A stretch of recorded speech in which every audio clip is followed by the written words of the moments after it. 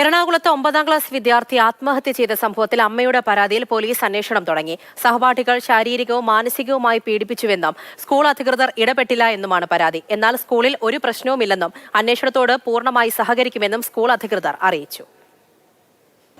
ഈ മാസം 15-നാണ് Tripunithura Thiruvaniyoor global public സ്കൂളിലെ 9ാം ക്ലാസ് വിദ്യാർത്ഥി മിഹിർ ഫ്ളാറ്റിൽ ആത്മഹത്യ ചെയ്തത്. മറ്റൊരു സ്കൂളിൽ നിന്ന് 3 മാസം മുൻപാണ് മിഹിർ ഇവിടെ ചേർന്നത്. ഒരുപറ്റം വിദ്യാർത്ഥികൾ മിഹിറിനെ റാഗ് ചെയ്തെന്നാണ് അമ്മയുടെ പരാതി. മിഹിറിന്റെ സുഹൃത്തുക്കളിൽ നിന്ന് ഇതിനുള്ള തെളിവുകൾ ലഭിച്ചതായും അവർ പരാതിയിൽ പറയുന്നു. സ്കൂളിലെ വാഷ്റൂമിൽ വെച്ചും ബസ്സിൽ വെച്ചും മർദ്ദിച്ചു. നിറത്തിന്റെ പേരിൽ കളിയാക്കിയതായും പരാതിയിലുണ്ട്.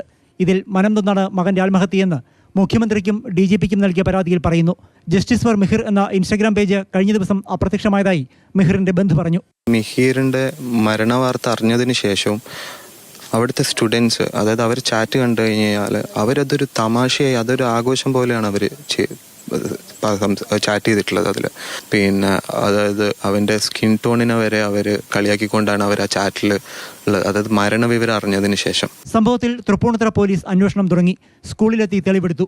അതേസമയം സ്കൂളിൽ പ്രശ്നങ്ങൾ ഒന്നുമില്ലെന്ന് മാനേജ്മെന്റ് പറയുന്നു. സ്കൂളിനൊന്നും മറച്ചുവെക്കാനില്ല. CCTV ദൃശ്യങ്ങൾ പോലീസിന് കൈമാറിയിട്ടുണ്ട്. സംഭവ ദിവസവും മിഹിർ ബാസ്കറ്റ്ബോൾ ക്യാമ്പിൽ പങ്കെടുത്തിരുന്നു. റാഗിംഗ് നേരിട്ടതായി പരാതി പറഞ്ഞിട്ടില്ല.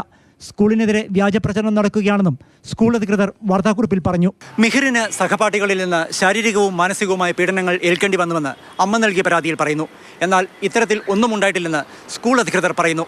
ഈ സാഹചര്യത്തിൽ മിഹിറിനെ മരണത്തിലേക്ക് നയിച്ച കാരണങ്ങൾ കണ്ടെത്താൻ വിശദമായ പോലീസ് അന്വേഷണം അനിവാര്യമാണ്. ശരത് അമ്പാട്ടുകാവിനൊപ്പം പ്രദീപ് ജോസഫ്, മാതൃഭൂമി ന്യൂസ്, കൊച്ചി.